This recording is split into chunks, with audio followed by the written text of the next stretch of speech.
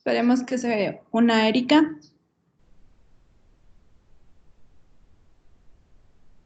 Ya, ahora sí. Bueno, entonces, alguno de ustedes, por favor, Erika recién se acaba de conectar. Vamos a ver la anatomía descriptiva, topográfica, vamos a ver anatomía de cráneo, de cara y de la columna vertebral. Posteriormente yo iré subiendo presentaciones del resto de la anatomía o cuando me toque dar clases igual seguiremos viendo anatomía. Es importante, ¿por qué? Porque si no sabemos describir lo que vemos o por lo menos ayudar, ustedes también van a ser los ojos del médico legista, entonces ustedes tienen que ayudarnos a identificar muchas lesiones, ¿ya? Entonces, me van a escribir por chat alguno de ustedes qué plano del cuerpo es el que está aquí, de la primera figura, para partir de eso y tener el conocimiento de lo que vamos a saber más adelante. ¿Es el plano transversal o horizontal? ¿Y ahí cómo divide el cuerpo?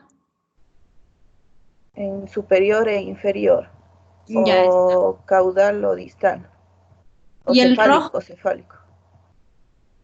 El rojo es el plano coronal. Ya, el rojo es el plano coronal. Muy bien. ¿Divide el cuerpo en qué posiciones? Anterior y posterior. ¿Y el plano azul? Es el plano sagital.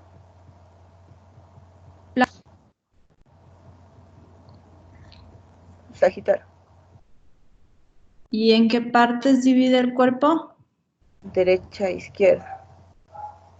Ya, muy bien. Me acaba de responder Tatiana. Está perfecto. Me acaba de responder Tatiana, entonces vamos a ver que la primera imagen es un plano transversal que va a dividir el cuerpo en partes, ¿no? Arriba y abajo, o craneal y caudal, y la figura roja va a dividir el cuerpo, que es el plano coronal, en anterior y posterior, y el sagital en izquierda y derecha. ¿Por qué es importante esto? Porque nosotros tenemos que saber en qué parte está la lesión para poder describirla.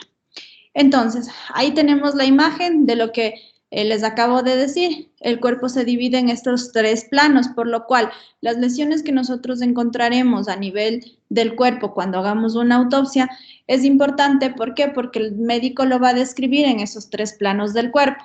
Entonces, si nosotros, por ejemplo, tendríamos una herida es una solución de continuidad.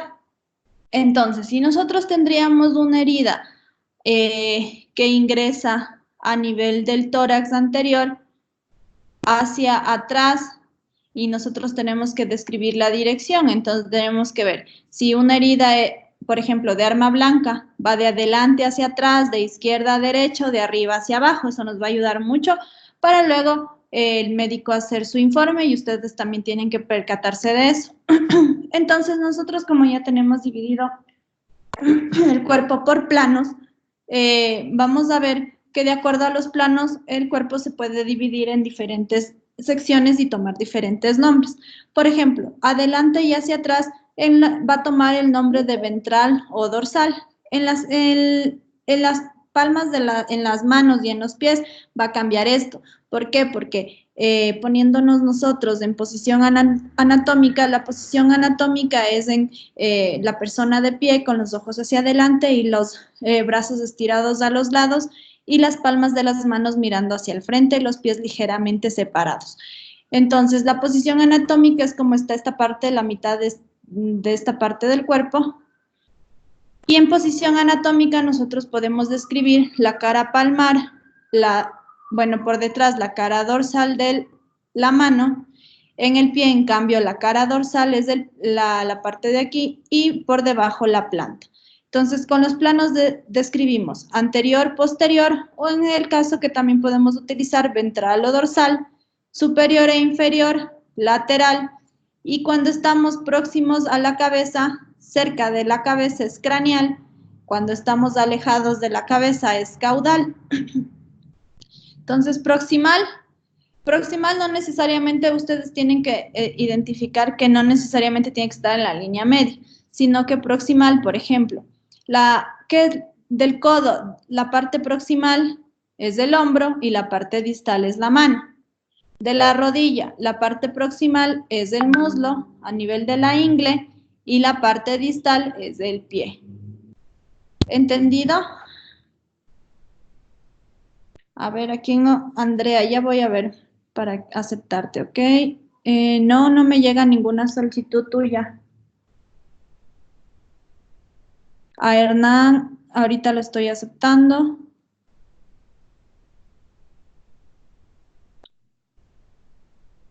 Bueno, vamos a continuar. Entonces, ¿en qué parte del cuerpo está ubicada la estrella? Obviamente que está movida debería estar en el muslo. Entonces nosotros vamos a describir las estructuras anatómicas dependiendo de la cara. Entonces en ese plano estaría en la cara, la estrellita que se movió, estaría más acá, estaría en la cara anterior del muslo. ¿Ok? Nosotros dividimos las estructuras por tercios. Entonces como este es el muslo, lo dividimos por tercios, estaría en el tercio medio aproximadamente y ubicaríamos la lesión. ¿Ok? Entonces, en esta imagen que vemos, la cara, en la mano izquierda vemos la cara palmar o dorsal. Por favor, respóndame alguno de ustedes en el chat.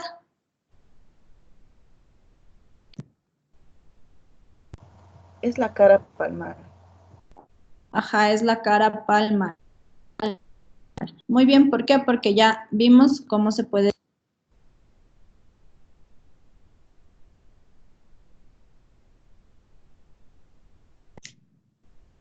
Ahí, ¿dónde se ubica el círculo? ¿Alguien que me lo pueda decir, por favor?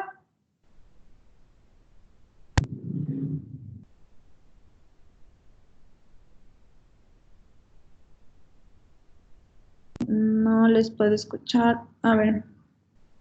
O me escriban por el chat, En por favor. la parte lateral del superior del brazo, Sí, más bien está ubicado derecho. en la cara posterior, pero sí está en el brazo. Nosotros dividimos las secciones del cuerpo ya por partes y vamos a seguir viendo, ¿ok?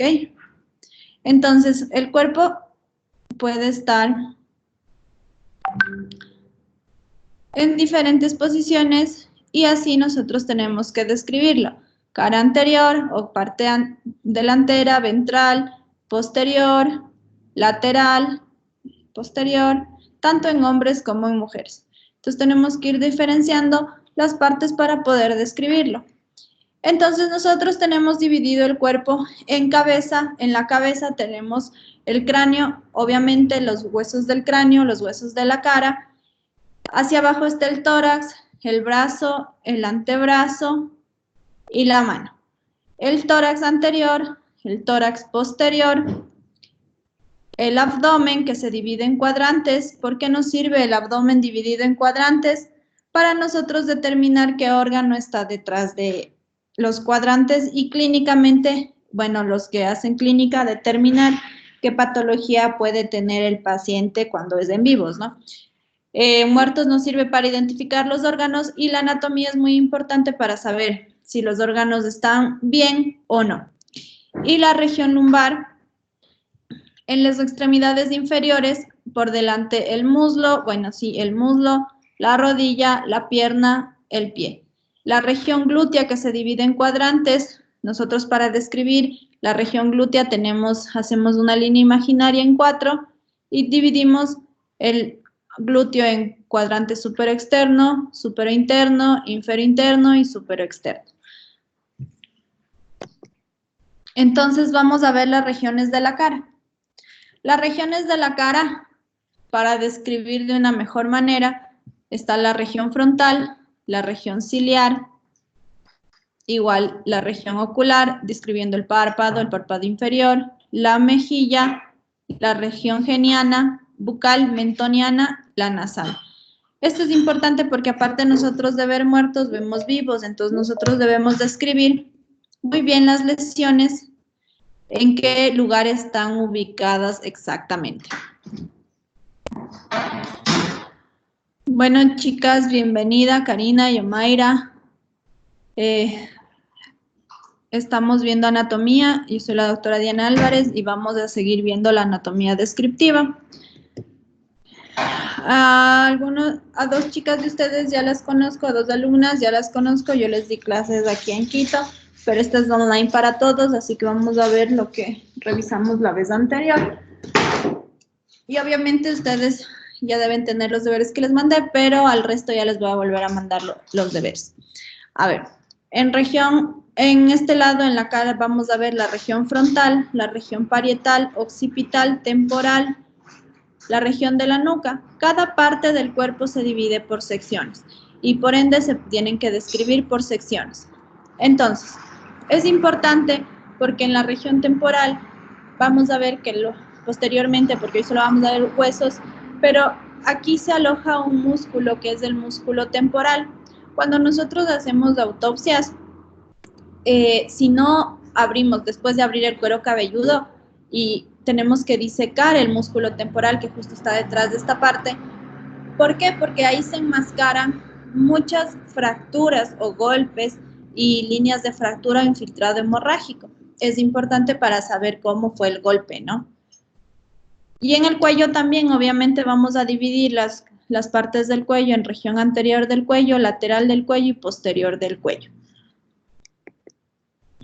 La anatomía a nivel del pabellón auricular, que también es importante describir para las lesiones. El óvulo de la oreja, el hélix, el trago, el antihélix. ¿Por qué? Porque también existen lesiones y además, por ejemplo, hemos visto casos en los cuales hay lesiones a nivel con arma blanca del pabellón auricular, entonces tienen que describir específicamente dónde está ubicado y cuántos centímetros tiene. Vamos a describir el tórax, o sea, obviamente tenemos que anatómicamente el tórax tiene que estar descrito. Y para esto tenemos que ubicarnos topográficamente. El tórax tiene varias líneas en las cuales se va a dividir. Entonces vamos a tener una línea axilar anterior, la línea medio clavicular, obviamente aquí pasa la clavícula, esta es la línea medio clavicular. Y la línea medio esternal. ¿Por qué toma ese nombre? Porque pasa por el esternón específicamente. Entonces, del lado derecho y del lado izquierdo va a haber las mismas líneas que nos van a ayudar a describir lesiones. Entonces, línea axilar anterior, línea medio clavicular y línea medio esternal. Esto nos ayuda para poder saber dónde están ubicadas las lesiones. Entonces, aquí vamos a tener un área supraclavicular, obviamente porque aquí está la estructura anatómica de la clavícula e infraclavicular. La región mamaria, ¿por qué? Porque muchas lesiones, por ejemplo, en delitos sexuales, se dan a nivel de las mamas de mujeres, obviamente también en los hombres, porque se dan las sugilaciones, que son las equimosis por succión. Entonces, estas sugilaciones o los conocidos chupones. Entonces, nosotros tenemos que describir en qué cuadrante se encuentra. En la mama también se divide igual, como en el glúteo. Hacemos una línea imaginaria y dividimos en la mama en cuadrantes supero externo, supero interno, infero interno e infero externo para describir las lesiones en región mamaria. Miren, entonces aquí tenemos las líneas que acabamos de ver, la medio clavicular, medio esternal. Sí, y nos ayuda a diferenciar. A nivel lateral del tórax también. ¿Por qué? Porque si aquí está la línea axilar anterior, vamos a tener una línea axilar media y axilar posterior. Y en la cara posterior también vamos a tener lo mismo. Entonces, la línea escapular y la línea vertebral o de las apófisis espinosas. Esta es la línea medio vertebral. La medio vertebral, obviamente, porque está pasando por las vértebras y las líneas escapulares porque pasa por el omóplato.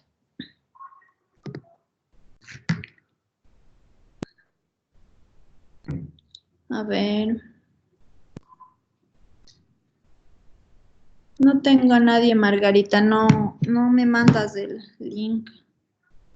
Bueno, continuamos, ¿ya? Entonces, vamos a tener que también en el tórax, aparte de las líneas, hay regiones y vamos a ir describiendo la región, en el hombre la región pectoral, ¿no?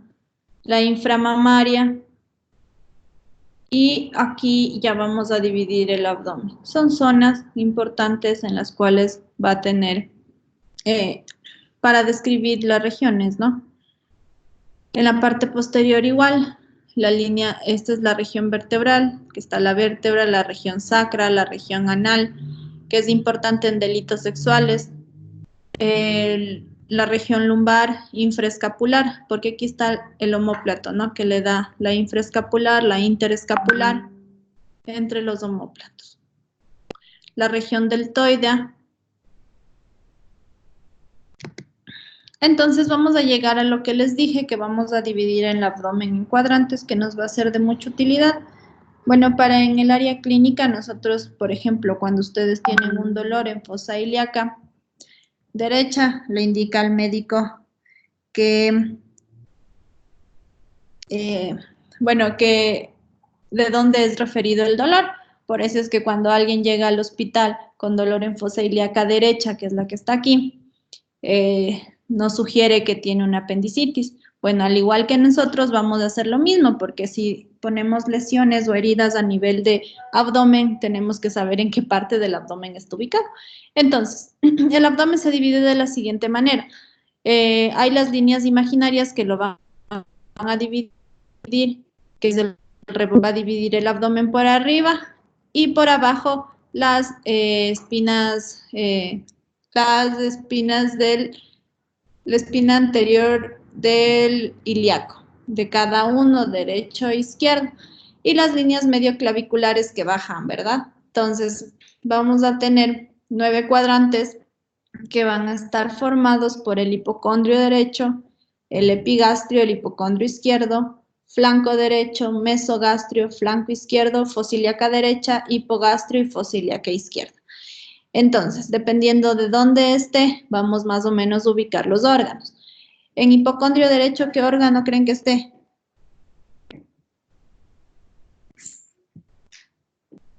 El hígado. Ajá, exactamente. Tatiana, el hígado está en hipocondrio derecho. En epigastrio, ¿qué vamos a encontrar? En epigastrio vamos a encontrar lo que es el estómago, la primera porción del duodeno y lo que es la cabeza del páncreas. Ya, en hipocondrio izquierdo. Tenemos a lo que es el vaso, el ángulo colónico superior izquierdo y nada más. Ya. En flanco derecho.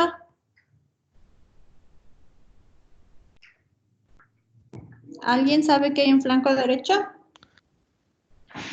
Lo que es la porción ascendente del colon Ya. y hacia atrás también lo que tenemos los que son los riñones. Ajá, pero eso ya está en región lumbar, muy bien. Ah, en mesogastrio, ¿qué vamos a encontrar?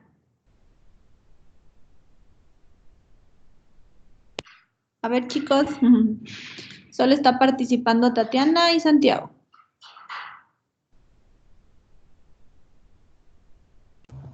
Lo que es colon transverso, lo que es intestino delgado. Ya. Ajá. En flanco izquierdo. El descendente, colon descendente. Ya, igualmente por detrás va a estar Región, los riñones. riñón Ok. izquierdo. En fosa ilíaca derecha. En la fosa ilíaca derecha tenemos en lo que son los hombres de importancia anatómica en medicina, es lo que es la apendicitis y en mujeres tenemos lo que son No los es ovarios. la apendicitis es ya la enfermedad. Ajá, Es el la apéndice. apéndice. O sea, Exacto, es la hace apéndice. referencia por lo de la apendicitis, es lo que es el Ajá, apéndice sí, la apéndice, muy bien. y Hipogastrio, lo que son vejiga, ya, útero en mujeres. ajá, ya. Y en fosa ilíaca izquierda, Es, tenemos lo que es el ovario del lado izquierdo, tenemos la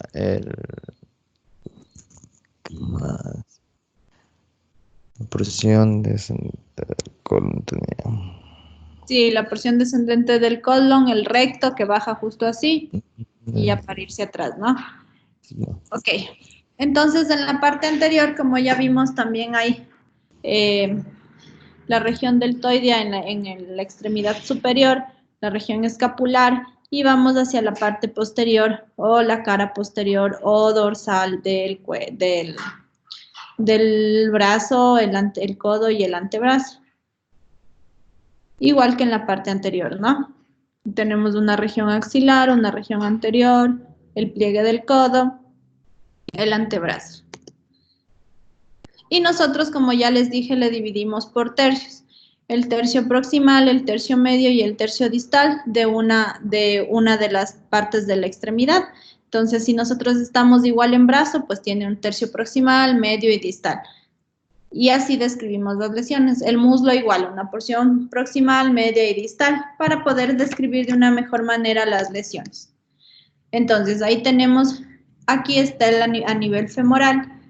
Recién tuvimos un caso en el cual un señor estaba con una moladora y obviamente sin la seguridad y los cuidados adecuados se fue llevando toda esta parte hasta llegar a la femoral y se fue llevando a la arteria femoral. La región, este es el muslo, la rodilla, la pierna, el tobillo, el dorso del pie y la planta del pie. Igual en la cara posterior, como ya les dije, la región glútea, como la dividimos, el muslo, la región poplitea, un pulso importante en las personas vivas, obviamente que vamos a tomar el pulso de la arteria poplitea, que es el pulso, y vamos a ir hacia la parte posterior y la región calcánea. Esto es muy importante para nosotros en el área de delitos sexuales, porque nosotros vamos a determinar si hay lesiones a nivel anal y en este caso del hombre urogenital. Y también se valora el pene. ¿Por qué? Porque tenemos que ver si hay algún tipo de lesión a nivel del dorso del pene, levantando el prepucio obviamente y tomando muestras. Los médicos tienen que indicarles cómo tomarles la muestra a nivel de balano prepucial, o sea, levantamos el prepucio y hacemos un hisopado.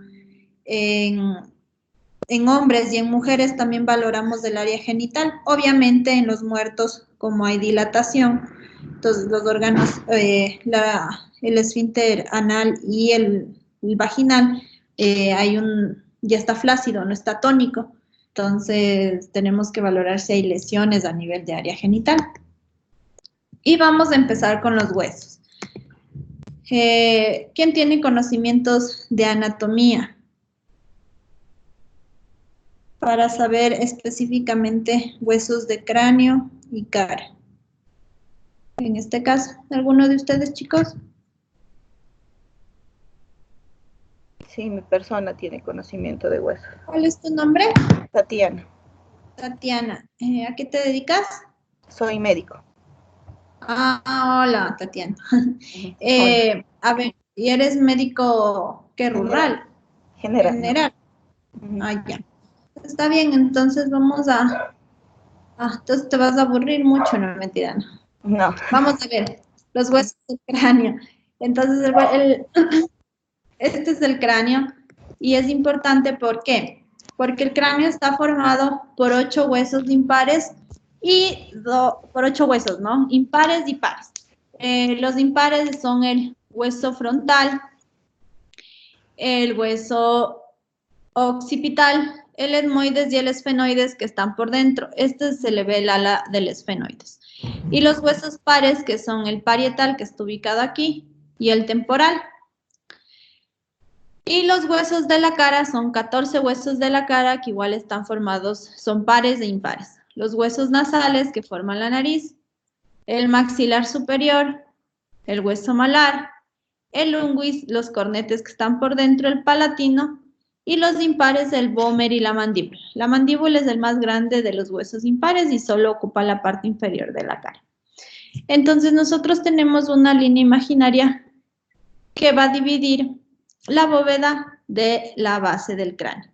Entonces nosotros cuando hacemos en la autopsia cortamos el cráneo lo hacemos justo por la región frontal hacia atrás para tener una apertura para ver el cerebro.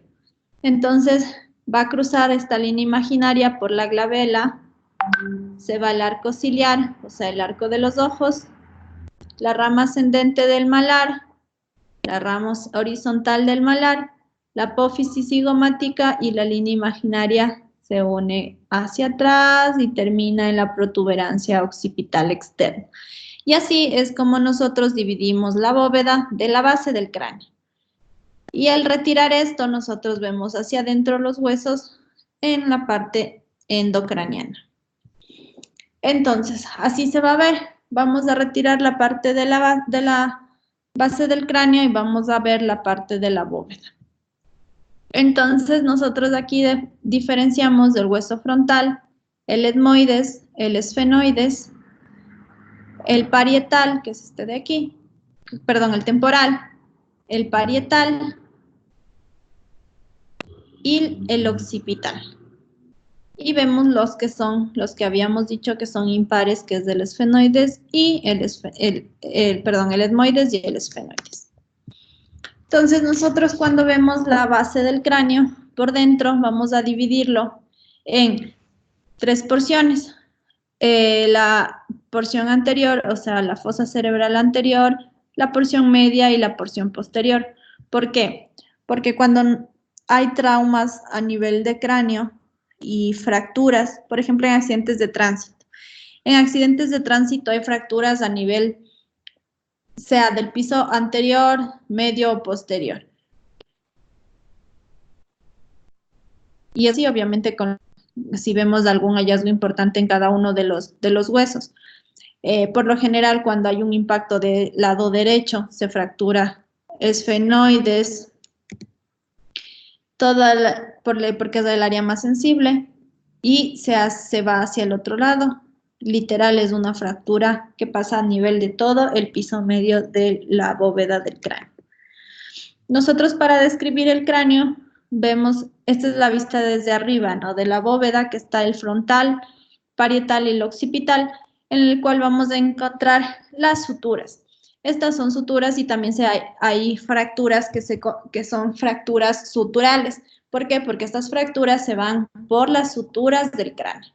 Entonces, vamos a tener una sutura coronal. ¿En qué planos dividía el coronal?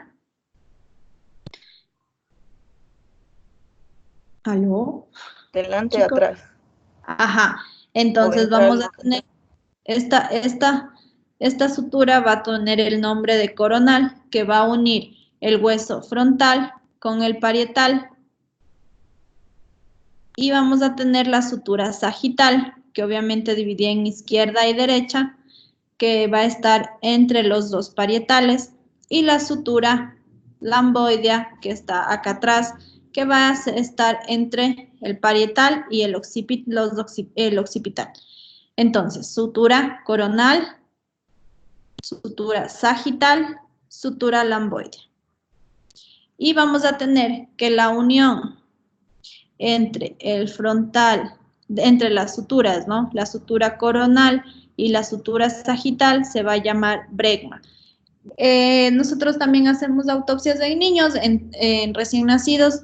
El bregma es la fontanela que va a estar abierta porque el cráneo se empieza a osificar a medida que nosotros vamos creciendo. Entonces nosotros vamos a ver aquí una fontanela que es suavecita.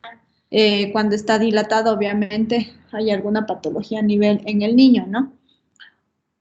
Y acá está la lambda, que es la unión entre la sutura sagital y la sutura lamboidea. Lambda, bregma.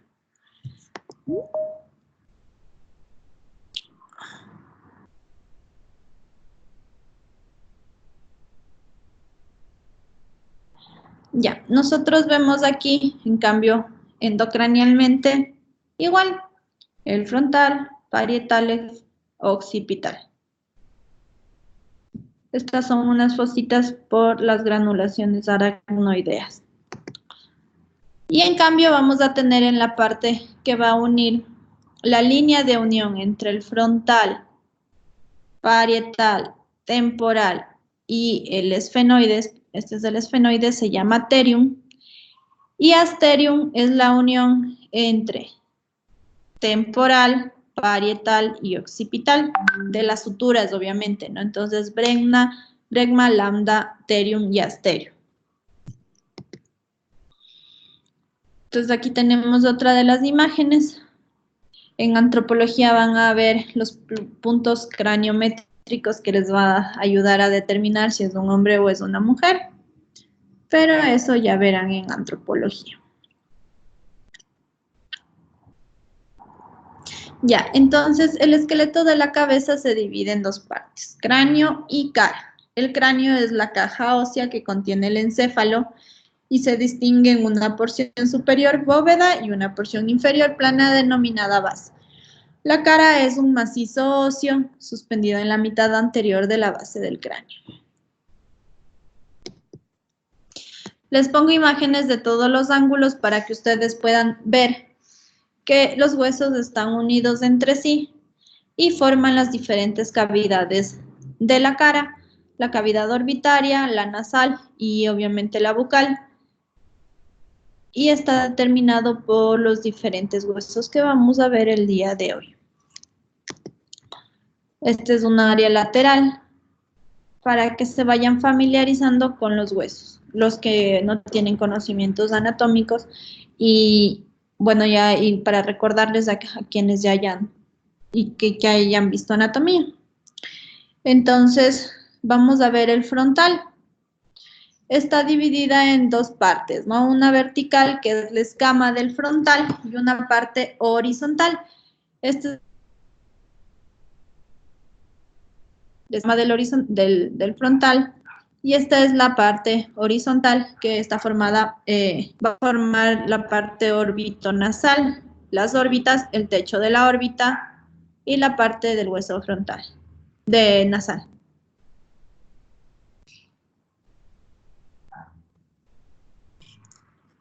Y aquí vamos a determinar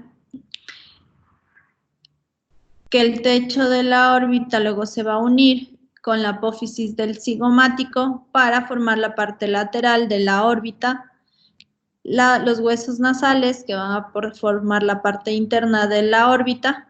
Y aquí podemos ver, esta es la vista desde abajo, el techo de la órbita, y aquí se va a articular el etmoides, el hueso etmoides, para formar lo que son los senos etmoidales o las celdillas etmoidales.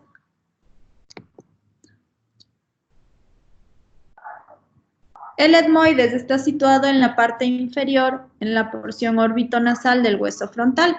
Justo se articula en esta parte de aquí. Y el hueso etmoidal va a salir hacia la bóveda del cráneo, por su parte, la apófisis crista galli, que esa es la que va a estar alojada a nivel de la base del cráneo. Y estas partes van a formar la parte posterior de las fosas nasales. Como ven aquí. Entonces, el etmoides, aquí está el frontal. El etmoides va a salir con su apófisis crista galli. Y aquí vamos a formar la parte posterior de las fosas nasales. Aquí está el maxilar con el seno maxilar. Y van viendo cómo se toma forma la cara. Aquí está el etmoides, la parte nasal y el etmoides que forma parte de las fosas nasales. Por detrás, el hueso esfenoides que tiene la forma de ala de mariposa. El esfenoides es el hueso que está por detrás, que tiene la forma de alas de mariposa, por lo cual lo pueden determinar. Está situado en la porción media de la base del cráneo, entre el hueso etmoides y el frontal. Está formado por un cuerpo, que es este, alas menores, alas mayores, la apófisis pterigoides. El ala menor va a formar parte del piso de las órbitas. El ala mayor, como vimos en la vista lateral del cráneo, va a estar formando esta parte de aquí, el ala mayor del esfenoides.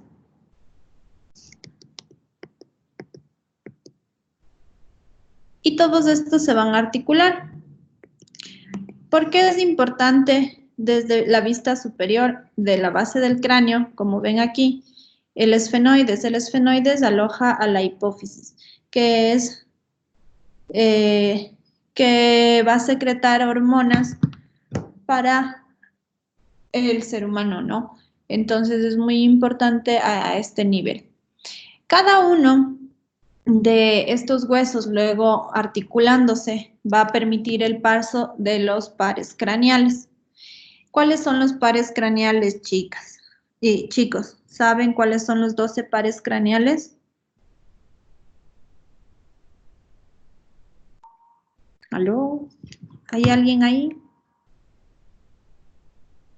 Yo ya mandé a revisar a Paola lo de los pares craneales, por favor.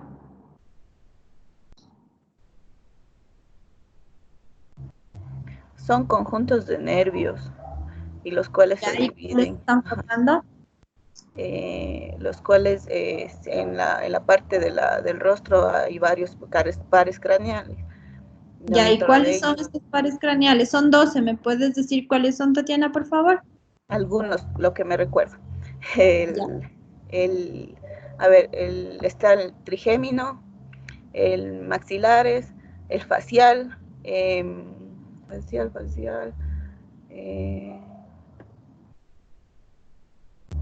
eso me acuerdo.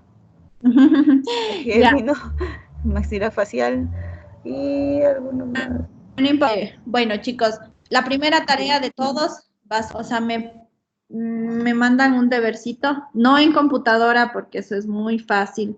A mano me escriben los 12 pares craneales para poder determinar facialmente cómo se ven, ¿no? Porque cuando nosotros vamos a sacar posteriormente al cerebro, cuando aprendan a sacar y a hacer la disección de cráneo y abrir el cuero cabelludo, luego sacar la bóveda del cráneo, vamos a sacar cerebro. Y cuando nosotros diseccionamos y sacamos cerebro, obviamente tenemos que cortar los pares craneales más evidentes. Y si no sabemos cuáles son, no sabemos cuáles cortamos. Entonces vamos a ir a revisar cuáles son los 12 pares craneales y me hacen por escrito y me dicen cuáles son, ¿no? Y por dónde más o menos pasan. Entonces, vamos a tener que el esfenoides va a permitir el paso del nervio ocular común y ramos terminales tanto de la oftálmica y de la vena oftálmica, el nervio como la vena. Entonces, cuando nosotros retiramos del cerebro, vamos a ver un filete blanquecino grueso, o sea, 2 filetes blanquecinos gruesos que son el nervio, el óptico. Y justamente pasa por aquí, porque al formar, si ven este huequito de aquí, está formando el ala menor con el ala mayor, entonces se va a permitir el paso de este nervio. ¿Por qué? Porque el ala menor forma la parte posterior del techo de las órbitas. Entonces, por ahí va a pasar el nervio ocular. Entonces, vamos a tener aquí, este es el esfenoides, el ala menor, el ala mayor, y acá va las apófisis pterigoides. Y aquí se va a articular con los diferentes huesos. Entonces, vamos a ver que está el vómer y el palatino. El vómer y el palatino. Para formar dividir las fosas nasales en 2, en una derecha y una izquierda, y el piso de la fosa nasal. ¿Sí ven? ¿Por qué es importante saber esto? Porque hay personas que se disparan por orificios naturales, se suicidan, ¿no? Entonces, al dispararse por orificios naturales, a veces no necesariamente tienes un orificio de entrada y un orificio de salida, sino solo uno de entrada. Entonces, tienes que, por medio de radiología, tomar una rayos X y determinar dónde está ubicado. y luego sacar. ¿Por qué? Porque tú no puedes dejar la evidencia dentro del cadáver, entonces tienes que sacar la bala y tienes que saber por qué hueso vas a entrar para poder sacarlo. Obviamente que luego se utilizarán sierras porque son huesos muy compactos, entonces necesitas sierras para determinar, para sacar el proyectil de arma de fuego en ese caso. Aquí tienen otra imagen del esfenoides, la silla turca, que se ve desde arriba, el ala menor, el ala mayor, que justo es la parte exocraneal que se va a ver fuera del cráneo, en la parte externa del cráneo. Otra imagen. ¿Por qué? ¿Por qué les pongo varias imágenes del esfenoides? Porque es un hueso muy, muy, muy complicado y es en el cual podemos nosotros identificar, la mayoría de fracturas se dan aquí. Entonces, más o menos podemos determinar en qué parte fue la fractura y algunos fiscales nos solicitan la información desde qué lado a qué lado fue la fractura o cómo se inició el impacto. Perdón si escuchan, es que estamos en fiestas de Quito y la gente está un poquito festiva. Entonces necesitamos saber este tipo de cosas. Entonces, solo miren, en el hueso, en el esfenoides hay varios agujeros. Entonces, el agujero óptico, el agujero oval, el agujero redondo, el redondo menor y el redondo mayor. Por cada uno de estos va a pasar venas y vasos importantes. El canal óptico. Oh Dios, la bulla.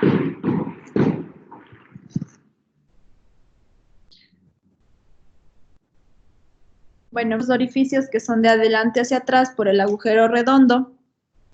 Bueno, que va a dar paso al nervio maxilar y pequeñas venas emisarias. El agujero oval que va a dar el paso al nervio, el de aquí, el agujero oval va a dar paso al nervio mandibular y la rama accesoria de la arteria meningia media. Posteriormente vamos a ver cuáles son las arterias, porque eso es muy importante. Si no conocemos la división de las arterias que irrigan cada parte de nuestro cuerpo, cuando tenemos una lesión a nivel de una arteria no sabremos cuál es. Y el agujero espinoso que lleva a la arteria meningia media. También. Entonces vamos a ver aquí los orificios. Entonces vamos a ver la hendidura esfenoidal que va a dar paso al ocular común, al patético, al oftálmico y al motor ocular externo. Aquí ya están algunas de las respuestas de algunos de los nervios de los pares craneales. Entonces, como vimos, el esfenoides, ala menor, ala mayor, agujero esfenoidal que va a dar paso motor ocular común, patético, oftálmico y motor ocular externo. El agujero óptico que va a dar paso al nervio óptico y la arteria oftálmica. Aquí está la silla turca. El agujero redondo mayor, nervio maxilar superior. Agujero oval, nervio maxilar inferior. Y el agujero redondo menor que va a dar paso a la arteria meningia media. La meningia media es una de las que irriga la mayor parte del cerebro y donde se dan la mayor parte de los ACV, los accidentes cerebrovasculares o las enfermedades cerebrovasculares, y se dan los aneurismas y por eso hay una hemorragia a nivel cerebral. Entonces nosotros cuando hacemos la disección de cerebro sacamos los vasos y vemos el polígono de Willis y a partir de ahí vamos a determinar qué arteria fue la que se lesionó. Esta tienen otra vista de todos los agujeros a nivel de endocráneo. Endocráneo tiene el agujero magno que va a pasar por ahí, que pasa por el agujero más grande de la base del cráneo. Va a pasar, obviamente, la médula, las meninges, arterias vertebrales, van a pasar por este agujero. Vamos a tener que el hueso otro de los que forma parte del cráneo. El hueso temporal está formado, está en la parte, en la porción inferior lateral del cráneo, posterior al esfenoides, porque, ay, perdón, ahí se me fue.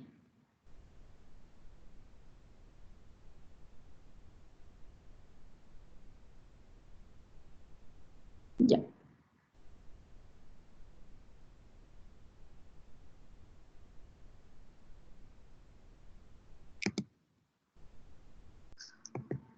Espérenme un ratito que se me fue la presentación.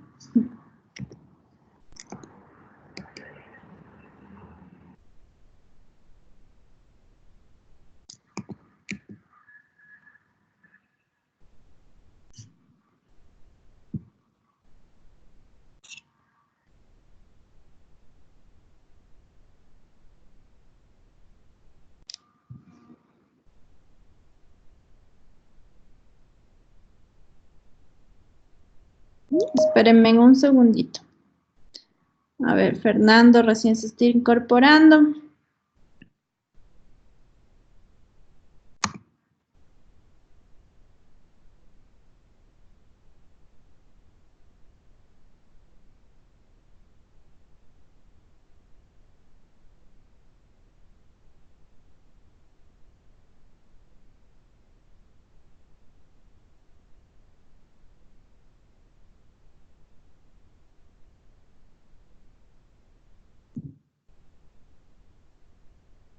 Bueno, ustedes saben, la presentación está subida al sistema. Ustedes la pueden ver ahí.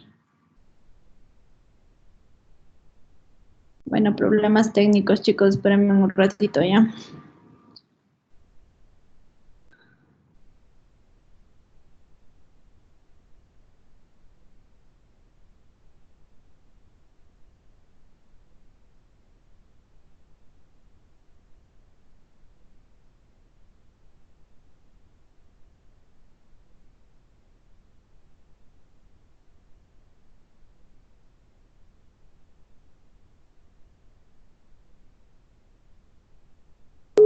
Ya, entonces, el temporal es un hueso ubicado en la porción inferior lateral del cráneo, posterior al hueso esfenoides, anterior y lateral al hueso occipital e inferior al hueso parietal. Entonces está inferior al hueso parietal porque este es parietal, el esfenoides está por detrás del esfenoides y está por delante del occipital.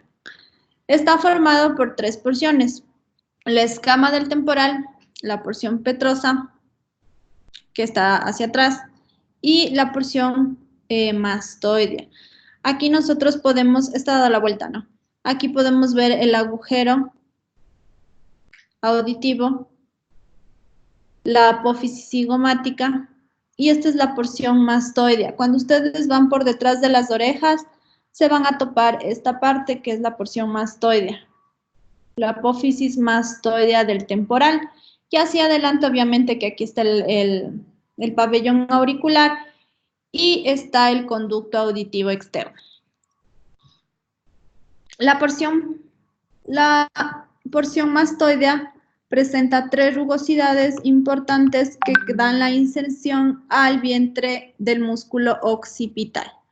Al músculo esternocleidomastoideo, aquí se van a insertar el occipital, el músculo esternocleidomastoideo y el esplenio de la cabeza. La escotadura mastoidea, en la escotadura mastoidea se va a insertar el vientre posterior del digástrico. Entonces es una articulación muy fuerte porque imagínense, aquí se va a insertar, o sea, aquí en este hueso se va a insertar los músculos principales del cuello que nos van a ayudar a ver cuando haya una, por ejemplo, una ahorcadura o una asfixia por estrangulación o ahorcadura. Si sale el músculo de aquí, el esternocleidomastoideo, es donde principalmente se va a producir un infiltrado hemorrágico. Ya, entonces esta es la parte endocranial del hueso temporal. Esta es la porción petrosa, que se continúa. Si aquí está el conducto auditivo externo, va a terminar acá en el orificio del conducto auditivo. Esta es la escama del temporal viéndole desde acá adentro. La porción petrosa en la base del cráneo se va a unir. A ver, vamos a ver una de nuestras imágenes de la base. Entonces, si ven, esta es la porción petrosa. Entonces, la porción petrosa es la línea en que se divide la parte media del cerebro, la parte media del cráneo hacia la parte posterior por segmentos, ¿no? Porque ya les había dicho que nosotros para describir las lesiones a nivel de fractura vamos a ver si es la porción anterior, media o posterior de la base del cráneo. Entonces, justo por la porción petrosa ya se divide hacia posterior y podemos determinar las fracturas. Bueno, sigamos. Entonces vamos a ver, esta es la parte desde posterior inferior, ¿no? Que vamos a tener que, como les dije, esta línea que va a dividir y se va a ver hacia adentro en el cráneo. Entonces vamos a tener que hay un cóndilo, la cavidad glenoidea. Esta es la cavidad glenoidea donde se va a insertar ¿qué? ¿Qué hueso de la cara va a insertarse en esta cavidad glenoidea? En esta cavidad glenoidea se va a articular el hueso maxilar inferior. Y es muy importante, aquí tenemos el conducto auditivo, que se ve aquí, y se van a articular los músculos que ya les dije. Vamos a tener un conducto carotidio y una fosa yugular, en la cual va a pasar la vena yugular. Entonces vamos a tener, esta es la porción petrosa, la escama del temporal y obviamente por fuera la apófisis cigomática. ¿Por qué? Porque la apófisis cigomática se va a articular con la apófisis cigomática del hueso malar, que está aquí, perdón. El hueso malar se articula en su parte horizontal, la apófisis cigomática del malar con la apófisis cigomática del hueso temporal. Y la cavidad glenoidea es donde se va a articular la apófisis glenoidea del maxilar inferior. Y llegamos al occipital. Entonces ya hemos visto el frontal, el etmoides, el esfenoides, el temporal, el parietal aún no vemos, y el occipital. El temporal tiene el agujero más grande, que es por donde pasa el bulbo, la protuberancia y se va hacia abajo la médula. Entonces va a estar formado, se va a articular hacia adelante con el cuerpo del esfenoides, porque tenía un cuerpo, ¿recuerdan? Entonces se va a articular con el cuerpo del esfenoides, con la porción petrosa del temporal, en la cual vamos a tener lo siguiente. Entonces vamos a tener unas masas laterales y la escama del temporal. Y aquí vamos a ver la parte externa. El occipital, la escama del occipital, donde aquí se va a articular los músculos de esplenio de la cabeza. El agujero occipital, que es el más grande del cráneo. La apófisis basilar, que se va a unir con el cuerpo del esfenoides. Y aquí vamos a tener los cóndilos. Los cóndilos son estructuras con las cuales se va a articular el occipital con la primera vértebra cervical. En este caso es del atlas, y de ahí la otra de las vértebras que continúa es del axis. Pero aquí se va a articular con el atlas, con las masas laterales del atlas. Entonces nosotros vamos a tener que en el occipital se van a articular la mayoría de los músculos de la parte posterior del cuello, que es el trapecio, el esternocleidomastoide, una rama, el esplenio de la cabeza y el recto anterior, menor y el oblicuo. Entonces vamos a ver que si es un hueso en el cual va a tener un mayor movimiento hacia atrás cuando hacemos extensión y flexión cuando hay el síndrome de latigazo. El síndrome de latigazo es cuando uno va en un vehículo y este vehículo va en aceleración. en el momento en el que frena raya hay aceleración y desaceleración, por lo cual cuando uno no está colocado el cinturón y así estuviera, el cuello a ser en una parte móvil del cuerpo se va hacia adelante y hacia atrás, y esto se genera el síndrome de latigazo, en el cual nosotros tenemos que en la clínica forense, porque también nosotros hacemos clínica forense, ver si hay lesión a nivel de alguno de estos órganos, si hay lesión de estos músculos, si hay lesión nerviosa u ósea. Si hay lesión ósea, ya ahí es una gran incapacidad para la persona. Entonces, nosotros por dentro vamos a ver que aquí se van a alojar el lóbulo cerebral posterior, los lóbulos cerebrales, y abajo, en estas fosas de acá abajo, son las fosas occipitales cerebelosas. ¿Por qué? Porque está formado el cerebro por los lóbulos occipitales que se van a alojar aquí, y por debajo de este está el cerebelo. Entonces aquí se van a alojar. Cuando nosotros hacemos una disección del cerebro, para sacar el cerebro está alojado aquí, los lóbulos frontales, los lóbulos temporales, por encima los parietales, aquí el cerebelo y el occipital. Al retirar nosotros el cerebro lo hacemos de adelante hacia atrás y tenemos que cortar la tienda posterior del cerebelo, la tienda del cerebelo, que justo se aloja aquí. Entonces nosotros cortamos para no solo sacar el cerebro sin cerebelo, porque el cerebelo está más abajo, justo aquí. Entonces aquí hay una telita que es la tienda del cerebelo y a nivel de la apófisis petrosa del temporal. Entonces nosotros cortamos diseccionamos con el bisturí para poder sacar de una manera adecuada el cerebro y cerebelo juntos, porque se pesa, se corta y cada lóbulo, la sustancia blanca, la sustancia gris y todo del cerebro, para nosotros poder determinar si hubo alguna patología. Al nosotros alar sin cortar la tienda del cerebelo, va a salir primero separado, cerebelo del cerebro, y no podemos ver bien todo lo que es el polígono de Willis, que son los vasos sanguíneos que están en la base del cerebro, para ver qué vaso, en caso de que sea una enfermedad cerebrovascular, haya generado esto.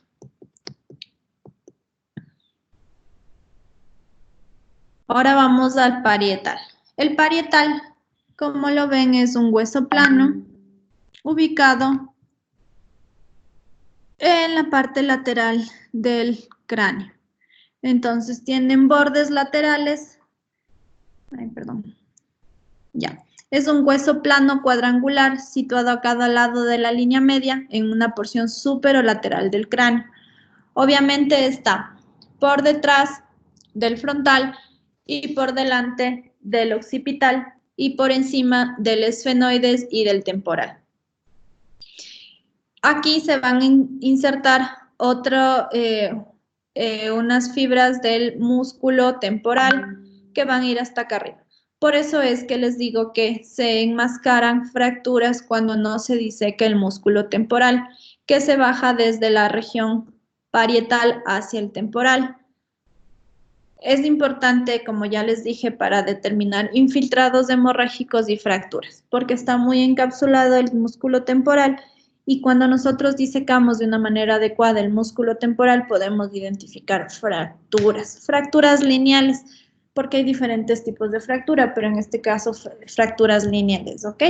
O las fracturas que por lo general siguen las suturas o suturales, que también es importante determinar. Entonces vamos a ver los 4 puntos que habíamos visto en las diapositivas anteriores, que son importantes para determinar los puntos o los ángulos que tiene el parietal, que son la bregma, lambda, terium y asterium. Como habíamos visto, bregma en la unión de los parietales con el frontal, y el terium es la unión ¿con qué hueso? Con frontal, el esfenoides y el temporal. Y el asterium occipital, temporal con el parietal. Y arriba con los parietales y la porción del occipital.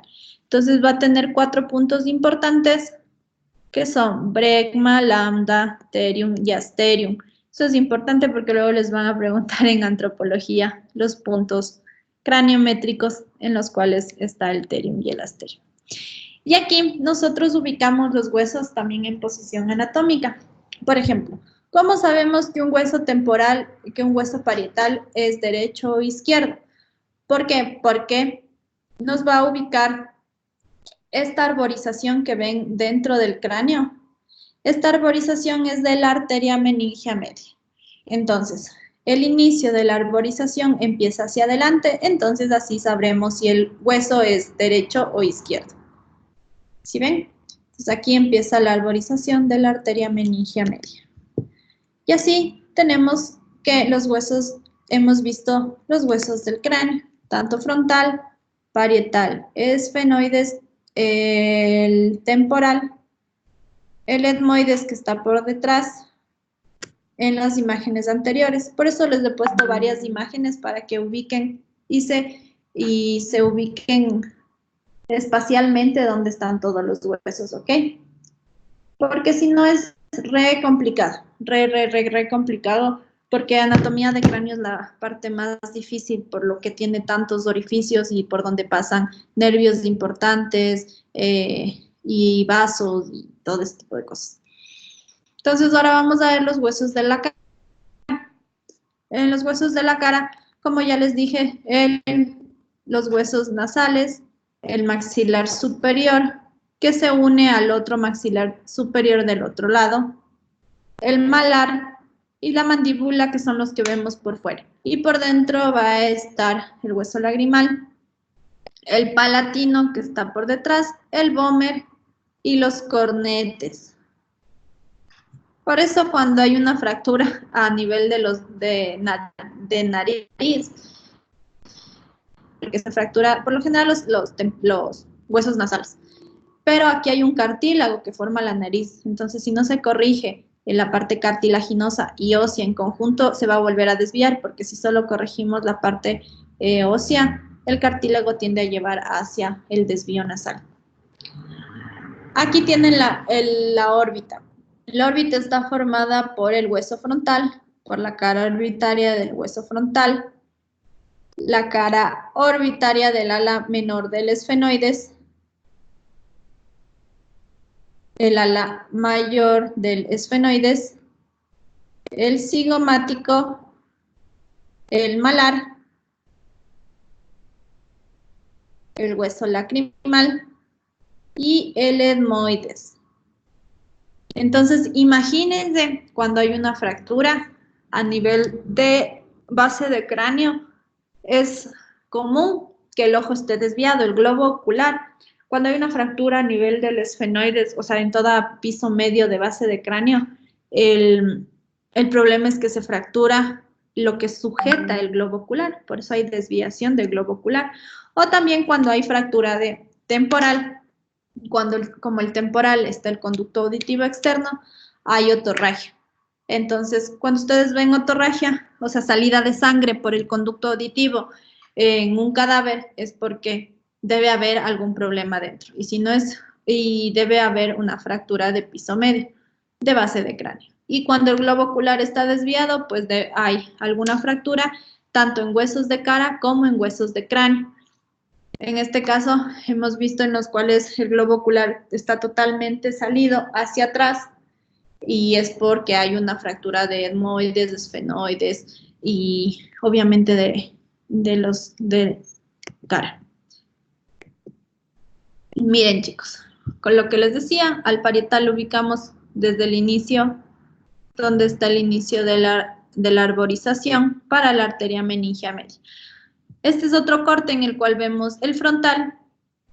Nuestra cara está formada por senos que son cavidades huecas en las cuales cuando nosotros respiramos, entre el aire se calienta y se llaman senos paranasales.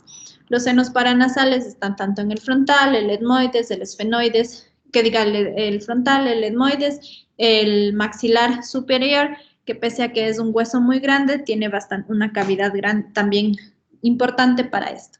Entonces, en este corte vamos a ver frontal, parietal, occipital, temporal, esfenoides.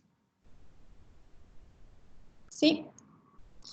Y aquí obviamente está el maxilar superior, el palatino, el vómer, el palatino, el vómer. ¿Sí? Y aquí está el etmoides. Ven, el etmoides, el hueso nasal. Entonces, todos en conjunto se forman las cavidades. Entonces, es muy fácil determinarlos cuando ya los conocemos, cuando ya nos han presentado un hueso. Entonces, continuemos. Entonces, aquí hay otra imagen de los huesos por partes para que los puedan ver y los agujeros que nosotros vemos tanto por fuera como por dentro. Entonces, llegamos a los huesos de la cara que están formados por 14 huesos que ya les había dicho, que son pares los huesos nasales, el maxilar, el malar, el unguis, los cornetes, el palatino que está por dentro, el vómer y la mandíbula que es el más grande que está acá atrás. Y miren cómo se articula con la cavidad glenoidea del temporal. Entonces vamos a tener el más grande en la parte de adelante es el maxilar superior. Entonces vemos del maxilar superior que va a estar formado por una parte vertical y otra parte horizontal. El maxilar superior está situado superior a la cavidad bucal, obviamente, y lateral a la cavidad nasal. Es ligero por el seno maxilar, como les decía, por dentro hay aire, o el seno maxilar, que es una cavidad hueca en la cual entra el aire para calentarse. La apófisis cigomática, que es piramidal. Y la cara inferior o geniana que se va a formar. A ver, entonces, vamos a tener aquí que se va a articular arriba, que es la apófisis del maxilar, que se va apófisis orbitaria que se va a unir al frontal, la apófisis que se va a unir al cigomático, ¿sí ven? Y ahí es la articulación. Y este lado se va a unir al otro maxilar para formar la cavidad, la fosa nasal, las fosas nasales. Miren, este es el seno del maxilar, la parte posterior del maxilar que se va a unir al palatino. Este de aquí, el que está en gris, es el palatino y el maxilar superior. Esta es la apófisis frontal del maxilar que se va a unir con el frontal. Esta es la espina nasal que se va a formar con el otro lado del maxilar superior y van a formar el piso de las fosas nasales.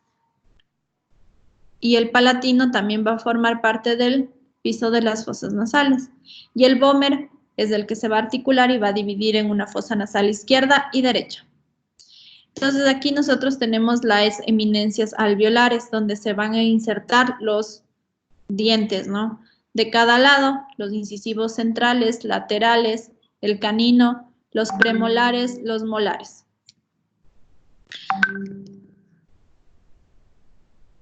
Esta es la visión de adentro. Aquí le ven al hueso al palatino. Este de aquí, el etmoides. Aquí tenemos otra visión del maxilar, que se va a unir al proceso cigomático, el proceso frontal o la apófisis frontal, que se va a unir arriba con el frontal, internamente con el hueso nasal. Y el proceso cigomático, la cara alveolar, la parte alveolar. Y ahora vamos a dar un hueso pequeñito, y es impar, el unguis. El unguis, que va a formar parte de la fosa orbitaria interna. Es una lámina cuadrangular, aplanada, situada en la parte interna de la órbita, que es este pequeñito que está aquí. Es así, es esta laminita.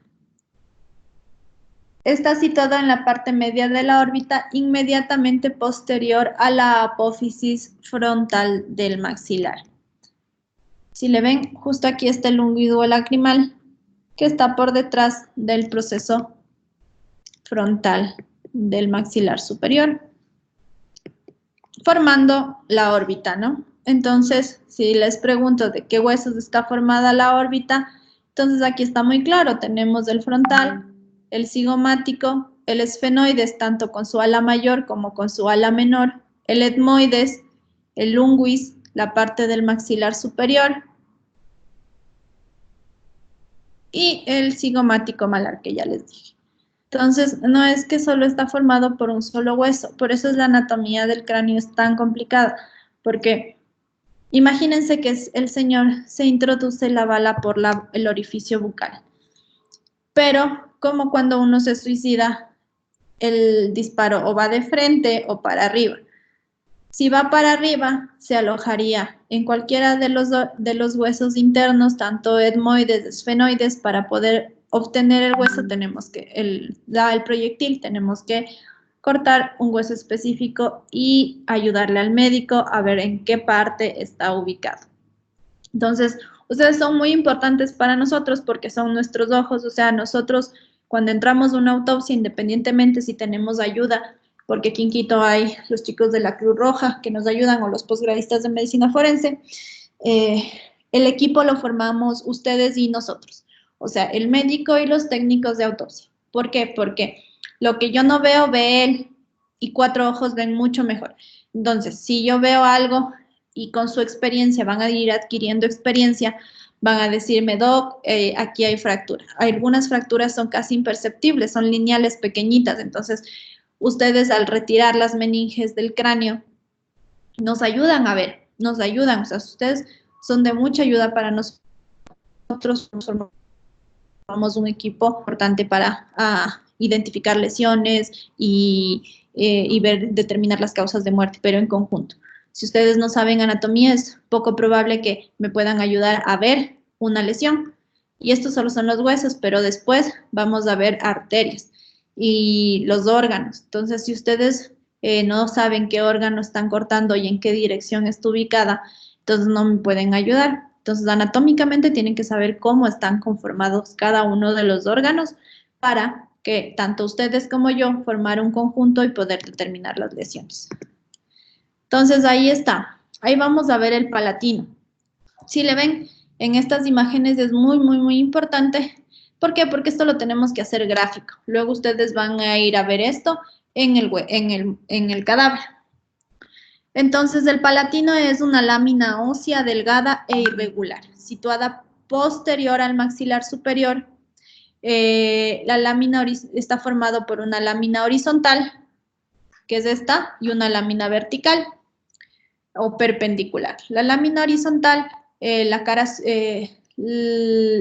lámina horizontal, la cara superior completamente posterior al suelo, forma el suelo de las cavidades nasales. Entonces, como está detrás del maxilar, sigue y continúa el piso de las fosas nasales. Y la cara inferior o palatina va a formar el paladar duro, que está aquí. Ustedes siéntanse con la lengua hacia arriba, está el cartílago, el maxilar superior y detrás está el paladar duro. ¿Sí? Entonces, hacia arriba el palatino va a formar la fosa nasal y hacia abajo va a formar la cavidad oral o el paladar duro. Entonces, es el techo de la cavidad bucal, porque hacia abajo ya está la lengua y los músculos. Miren, tienen en las 3 posiciones, miren, la vista lateral, que está por detrás del maxilar superior, esta que es frontal, en la cual vamos a ver cómo está ubicado, y por debajo, que es el paladar duro. Entonces, así está formado el palatino. Entonces, esta es la lámina horizontal, la parte de aquí es del piso de las fosas nasales, y hacia abajo el paladar duro, que va a ser la parte. Y vamos a tener la lámina perpendicular. La lámina perpendicular se va a unir con el resto de huesos para formar, como ya vimos anteriormente, las fosas nasales en sí. Y va a unirse al proceso esfenoidal. Miren. Entonces ahí está el palatino que también va a formar parte del seno maxilar. ¿Sí ven? Y aquí arriba se va a unir con y va a formar la escotadura esfenopalatina porque se articula hacia arriba con el esfenoides y el etmoides.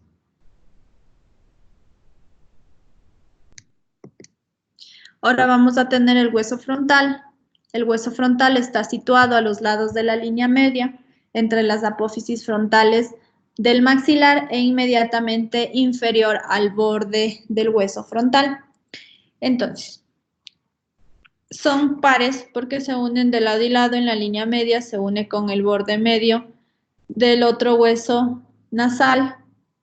De este lado, en el borde inferior, en el borde externo, se va a unir con la apófisis frontal del maxilar superior y hacia arriba con el hueso frontal, con el borde nasal del hueso frontal. Este hueso es una lámina cuadrangular aplanado y es donde se generan bastantes fracturas cuando les golpean porque se meten en problemas. ¿Por qué serán así? No, los hombres se meten en problemas y les golpean en la nariz y hay una fractura a nivel nasal. Pero bueno. Ya, ahora vamos con el vómer. Y lo vamos a tener en diferentes ángulos, como también vimos. Entonces, maxilar superior, palatino, vómer encima. El vómer es el que va a dividir las fosas nasales en izquierda y derecha. Aquí está. Entonces, vamos a tener, miren la cisura. Aquí tenemos maxilar superior, palatino, vómer. Y por encima el esfenoides, el etmoides, que está acá. El etmoides, este es el esfenoides. Y vamos a ver cómo está formada la fosa nasal. ¿Sí ven? Palatino, maxilar superior, el vómer. El vómer divide en izquierda y derecha, entonces se va a articular. Hacia abajo está maxilar y palatino. Hacia arriba la rama, la apófisis perpendicular del etmoides y por detrás está el esfenoides. Y es así. Es una lámina muy pequeña. Tiene un borde anterior, superior, posterior e inferior. Vamos a ir con el hueso cigomático. Los huesos de la cara son, o sea, casi no se pueden obtener como por separado, porque forman articulaciones muy fuertes. Por eso, por ejemplo, en antropología les han de llevar, o sea, les han de mostrar los huesos a nivel del resto del cuerpo, vértebras, costillas, esternón, de miembro superior, húmero, cúbito, radio, fémur, pero es complicado separarlos de la cara en sí porque están muy, muy, muy bien unidos. Entonces vamos al cigomático. El cigomático es un hueso que está situado en la parte superior y lateral de la cara. Lateralmente al maxilar, sí, está lateral. Aquí está el maxilar. Por fuera del maxilar está el cigomático o malar. Es un hueso cuadrilátero aplanado, tiene una cara lateral en la cual cutánea donde se va a insertar el hueso el músculo cigomático en esta parte. Tiene un segmento anterior, un segmento posterior. El segmento anterior se va a unir obviamente con la apófisis o proceso cigomático del maxilar. Una apófisis superior o un proceso superior que se va a unir al frontal con el proceso cigomático del frontal y la apófisis cigomática y se va a unir con la apófisis cigomática del temporal. Entonces se une hacia arriba con el frontal hacia adelante con el proceso, con el maxilar, proceso cigomático del maxilar, y hacia atrás con el proceso cigomático del temporal. ¿Ven? Entonces, aquí tenemos de otra vista, desde arriba, lateral y de frente, para que se puedan ubicar. Y aquí está formado la cara lateral de la órbita, la región malar o cigomática, y desde abajo, que se articula también con el proceso cigomático del temporal, proceso cigomático del malar y proceso cigomático del temporal. Aquí forma la órbita. Y finalmente tenemos el hueso de la mandíbula. El hueso de la mandíbula es el más fuerte, ¿por qué? Porque produce la masticación. Es el único hueso de la cara que tiene movilidad, porque nos genera los movimientos para comer, masticatorios. Por eso es muy fuerte, porque necesitamos destruir o fraccionar los alimentos. Entonces, este tiene una apófisis horizontal y una vertical o llamada la rama. La parte horizontal y vertical se unen y forman el ángulo, que es el gonion. Se topan, por favor, el gonion, que es esta parte, el ángulo entre la rama y el cuerpo de la mandíbula. Entonces, en este se van a unir bastantes músculos desde la región del yoides, del hueso yoides, hacia arriba, y son los músculos suprayoideos e infrayoideos. Cuando yo les di clases a las chicas aquí en Quito, habíamos visto que existen unos músculos del cuello y que son importantes los músculos del cuello, porque luego vamos a ver cuáles se infiltran cuando hay una asfixia mecánica. Entonces, estos músculos quiero que los revisen, y son los músculos suprayoideos y los músculos infrayoideos. Entonces, se van a insertar justo en la cara interna de la mandíbula. Entonces, vamos a tener las crestas alveolares, tanto que en el hueso, en el maxilar superior, donde se van a insertar los dientes, ¿no? Incisivos, medios, laterales del canino, los premolares y los molares. Vamos a tener en la rama del maxilar inferior la cabeza o proceso condilio, o bueno, la cavidad condilia, en la cual se va a unir con la cavidad condilia del temporal. Entonces, el proceso condilio se une con el temporal, y el proceso coronoides se une hacia adelante para ejercer el movimiento de la mandíbula en sí. Entonces, como es una articulación, como es el único hueso móvil, se va a articular el músculo massétero justo a nivel del gonio, que es el ángulo entre el cuerpo y la rama. El cóndilo, se va a insertar el músculo temporal, una porción, ¿no? Porque tiene varias ramas. El temporal, y por dentro del cóndilo, el pterigoideo externo, que se va a unir a la apófisis pterigoides del esfenoides. Aquí tenemos el agujero mentoniano. En esta justo hay una línea oblicua externa, que se va a unir el cuadrado del mentón y el triangular de los labios. Entonces, justo aquí van a sentir, bueno, cuando vean en antropología los huesos, se van a articular los músculos cuadrado del mentón y el triangular de los labios, que es el que nos permite hacer las muecas y gesticulaciones con nuestra boca.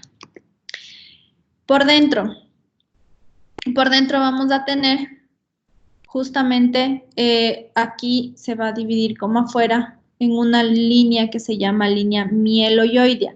Por debajo de esta línea va a estar las glándulas submaxilares, y por arriba de esta línea las glándulas sublingual. Aquí se va a insertar el músculo digástrico. Ahí. Músculo mieloioideo, fosita sublingual, donde va a estar las fosas sublinguales, las fosas submaxilares, y se van a insertar el músculo digástrico. Por dentro el pterigoide interno, el pterigoide externo, y aquí va a estar el orificio dentario inferior, Este es el que por ahí pasa el nervio dentario, el cual van a bloquear para sacarnos las muelas del juicio. No sé si nos queda tiempo o se conectó la otra doc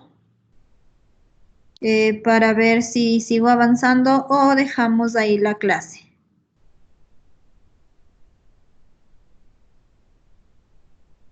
A ver, ¿no les he escrito la doc o no les han mandado otro link? Bueno, hasta que me respondan podemos seguir con clase. Sí, envió la doctora el link ya de ayer mismo. Ah, ya, ok, entonces, ¿y ya está conectada la doc, chicos? ¿Saben? No, porque estamos con usted. Supongo que no sé. Ya, ok. No la veo.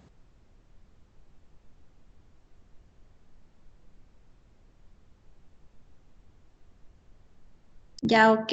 Entonces, muy bien. Vamos a continuar. La columna vertebral está formada por vértebras cervicales, dorsales o torácicas, lumbares, el sacro y el coxis. Entonces, hay características. Lo más importante hay que saber desde las diferentes vistas, ¿no? Anterior, posterior y lateral. Vamos a ver que está formada la columna por 7 vértebras cervicales, 12 torácicas, 5 lumbares, 5 sacras, de 3 a 5 coxígeas. Bueno, varía, ¿no? No es específico en todas las personas. Esta parte de acá abajo, los de arriba sí. Entonces vamos a tener de 31 a 35 huesos cortos. En un total, más o menos, la longitud de la columna es de 75 centímetros. Nosotros vamos a tener varias curvaturas a nivel de la columna. Entonces, cuando hay una convexidad hacia adelante es una lordosis, una concavidad que es así, es una cifosis, lordosis, cifosis. Entonces, hacia adelante en las vértebras cervicales va a tener curvatura, que es una curvatura y se conoce con el nombre de lordosis, cifosis, lordosis a nivel lumbar, que se va hacia adelante, y cifosis otra vez. Entonces, las vértebras tienen características comunes entre todas ellas, con algunas excepciones que ya les voy a enumerar. Pero bueno, vamos a empezar cuáles son las características comunes. Todas las vértebras tienen un cuerpo, apófisis transversas, apófisis espinosas. Entre la unión del cuerpo y la apófisis transversa existe una lámina que se llama pedículo. Y entre la apófisis transversa y la apófisis espinosa, una parte que se llama lámina. Y estas forman las paredes del conducto para la médula espinal. Entonces, de este lado vamos a ver cuerpo, pedículo, lámina por detrás, apófisis transversas y hacia arriba apófisis articulares, que algunas las tienen porque se van a articular con las costillas. Si ven, vamos a tener en algunas vértebras carillas articulares a nivel del cuerpo y carilla articular en la apófisis transversa para las costillas. En las vértebras cervicales hay diferencias entre las dos primeras vértebras. ¿Por qué? La primera es atlas y la segunda es axis. El atlas tiene las carillas articulares para articularse con las masas laterales del occipital. Entonces, esta se va a articular, el atlas se va a articular con las masas laterales del occipital. Y es más grande el orificio para que pase la médula espinal. Igual, está formada, no tiene un cuerpo, esta es la gran diferencia porque no tiene un cuerpo en sí como el resto de vértebras, está formada de apófisis transversas y una espinosa, pero termina en punta. Y de ahí, otra de las diferencias es el axis. El axis se caracteriza porque es la única vértebra que tiene una apófisis hacia arriba, que es la apófisis, esta forma de diente, que es la apófisis odontoides. La apófisis odontoides se articula con esta parte, el tubérculo anterior, la cara articular del atlas, y estas son la primera y la segunda vértebra cervical, que son las únicas que tienen una forma diferente al resto de las vértebras.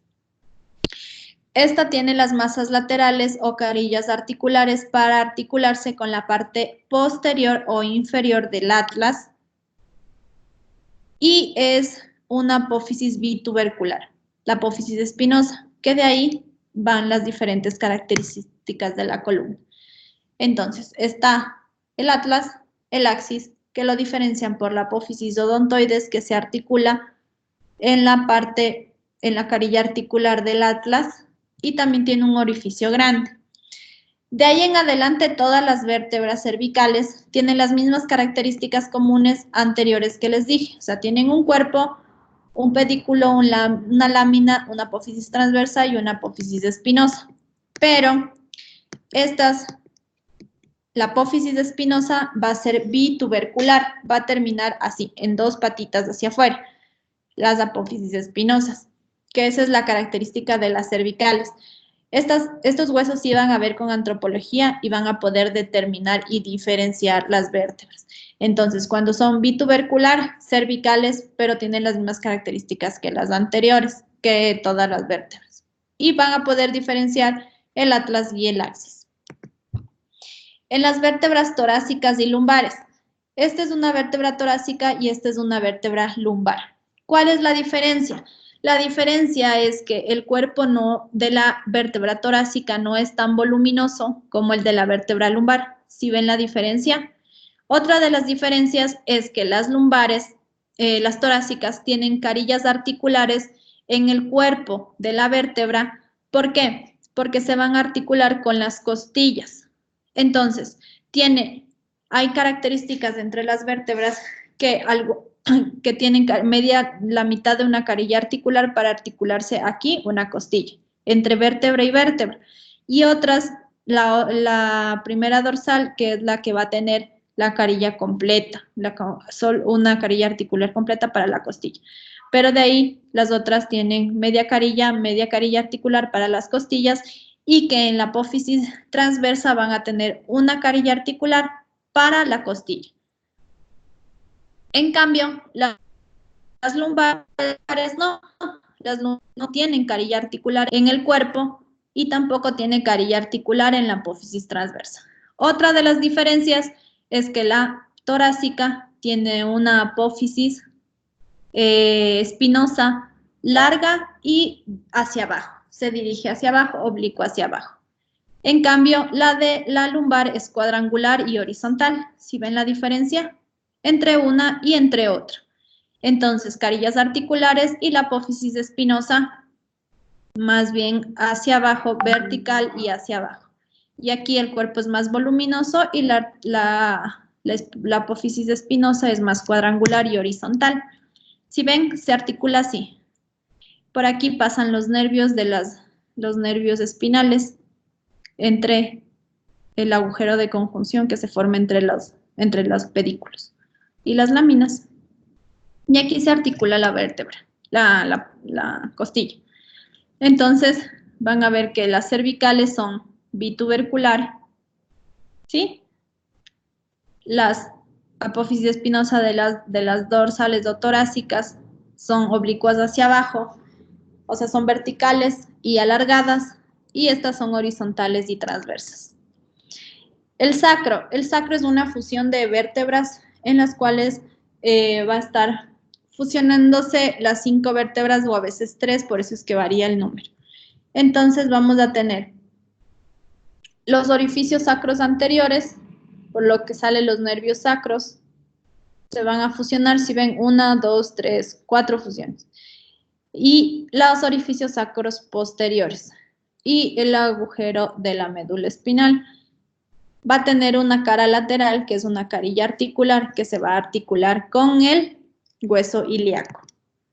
Y eso es todo, chicos. Hemos visto vértebras, hemos visto huesos del cráneo, huesos de la cara y anatomía topográfica en caso de encontrar lesiones a nivel de todo el cuerpo para que ustedes se ubiquen topográficamente dónde están las lesiones.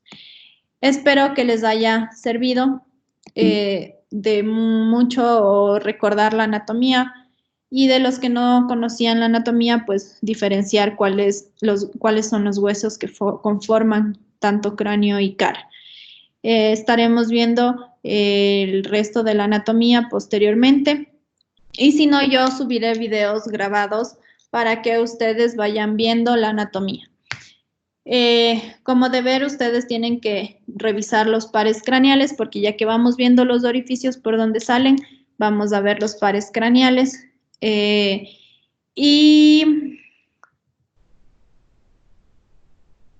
posteriormente les seguiré mandando deberes, pero los pares craneales quiero que me indiquen con su inserción y relación de cada par craneal para poder ubicarlo anatómicamente. Entonces, el inicio del par craneal y posteriormente el trayecto hacia dónde se va. Espero que les haya gustado. Si tienen alguna sugerencia, pues estoy dispuesta a seguirla para que ustedes comprendan mucho mejor la anatomía. Si tienen alguna duda, pregunta, estoy para responderles. Y eso sería todo de mi parte. ¿Algo que me quieran decir? Muchas gracias. Ya, chicos, entonces si quieren que mis clases sean de alguna otra manera, pues solo díganmelo. Yo tengo la apertura para que ustedes aprendan, que eso es lo más importante porque somos un conjunto, trabajamos médico y técnicos de autopsia siempre en conjunto y siempre es bueno tener la confianza para que me digan qué necesitan, qué esperan, lo que ustedes deseen para mejorar las clases. Siempre estoy abierta para todo. Eso ha sido todo. Muchas gracias. Éxitos, que tengan una buena semana, bueno, un buen fin de semana y nos veremos en una próxima ocasión. Gracias.